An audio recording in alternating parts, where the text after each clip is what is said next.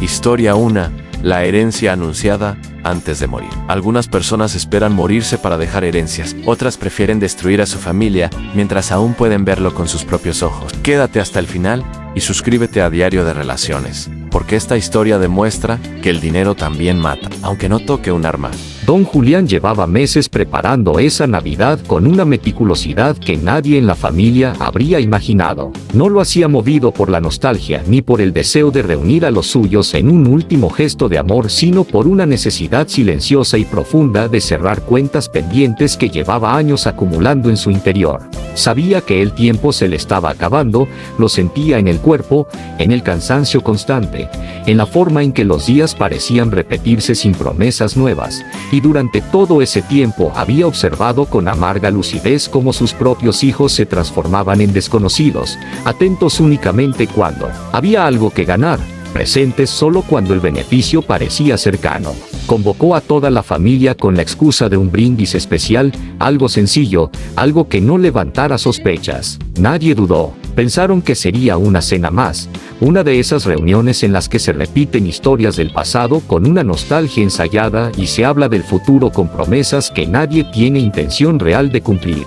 Llegaron con regalos por compromiso, sonrisas medidas y conversaciones superficiales, sin imaginar que esa noche no sería una celebración, sino un punto de quiebre. Cuando don Julián pidió silencio, algo en su tono hizo que la sala entera se congelara.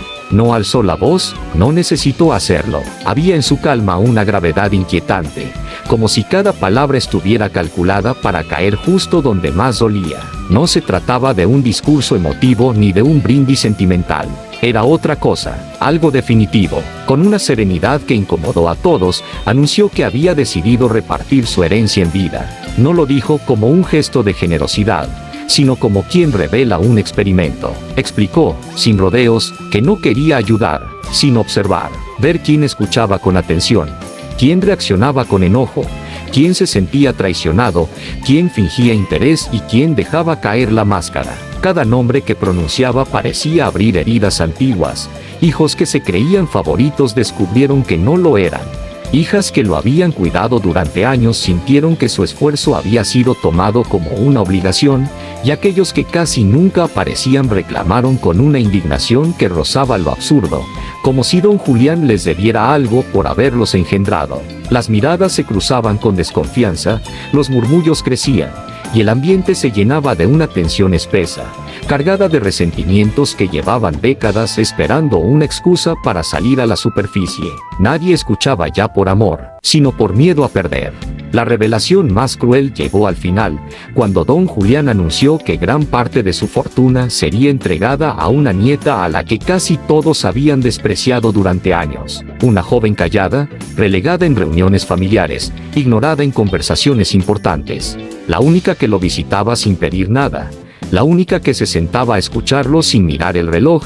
La única que jamás lo trató como un banco ni como un trámite pendiente. La cena terminó como él lo había previsto, gritos que rompieron décadas de silencio, acusaciones lanzadas sin cuidado, lágrimas que no nacían del amor sino de la frustración, reproches acumulados durante toda una vida. Don Julián no intervino, observó cada reacción con una mezcla de cansancio y confirmación, como quien finalmente comprueba una verdad que siempre supo, pero nunca quiso aceptar.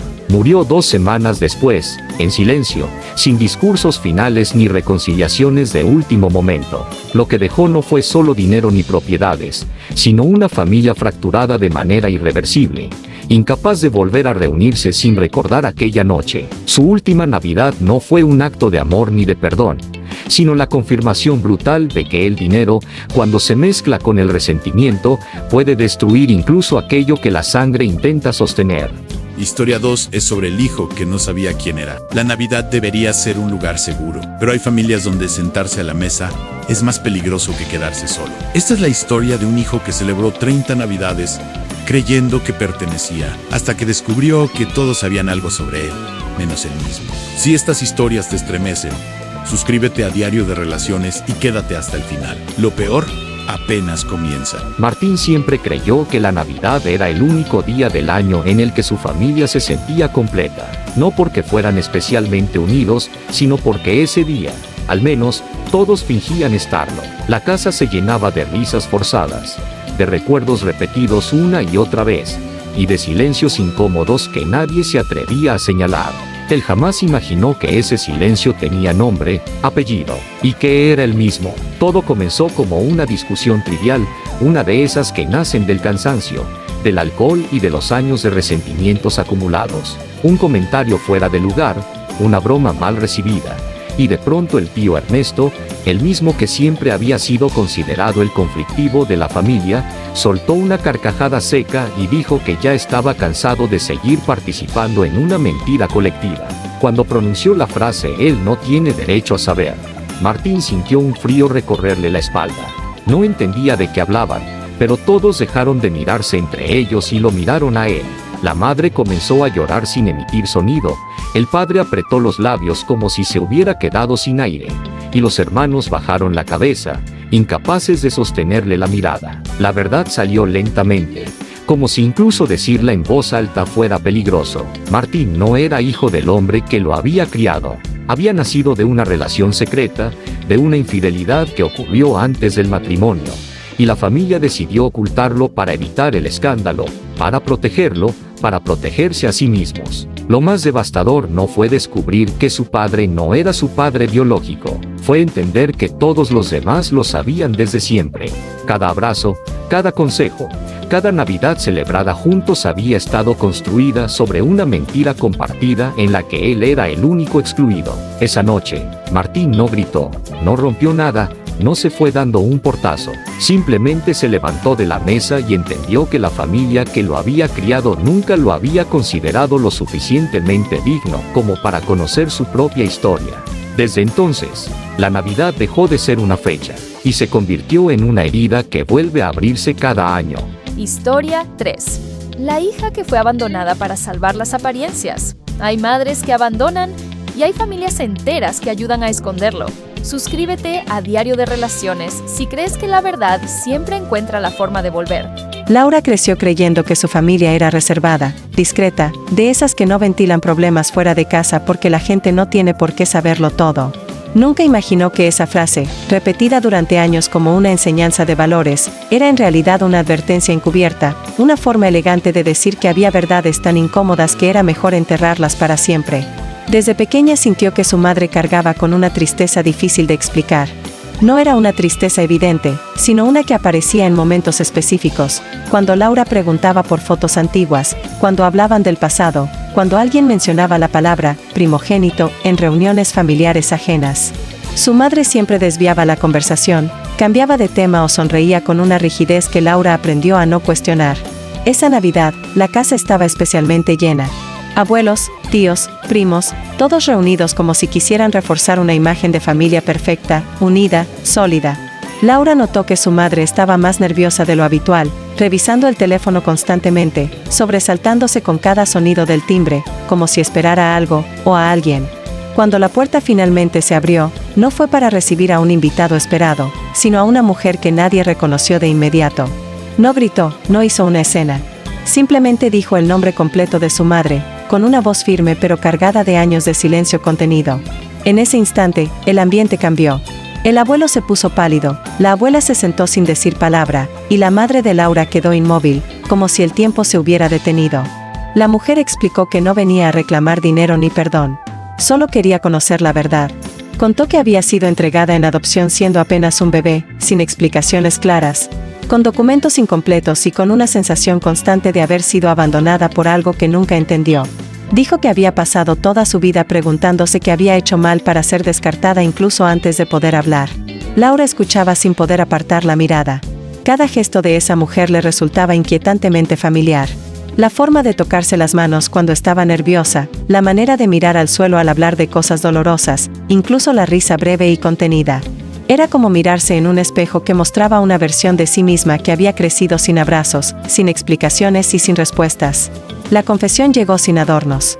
Su madre había quedado embarazada siendo muy joven, en una época en la que un embarazo fuera del matrimonio significaba vergüenza, rechazo y condena social.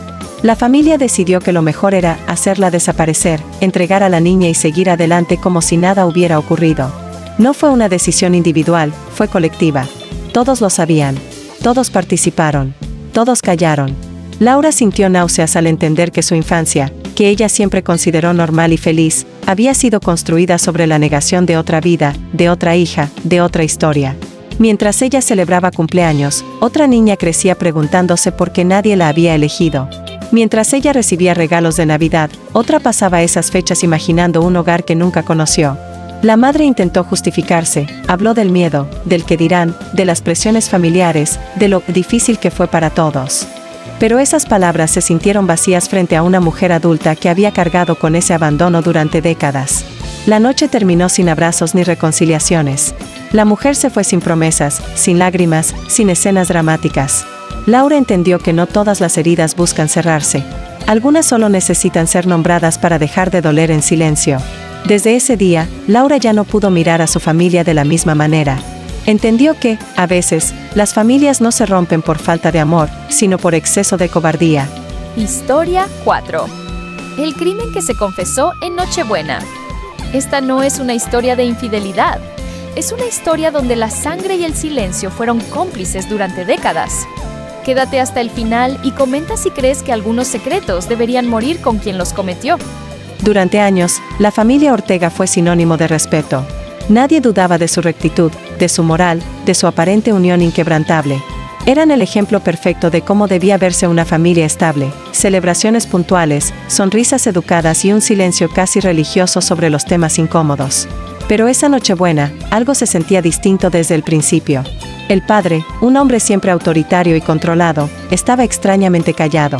No bebía, no hacía bromas, no corregía a nadie.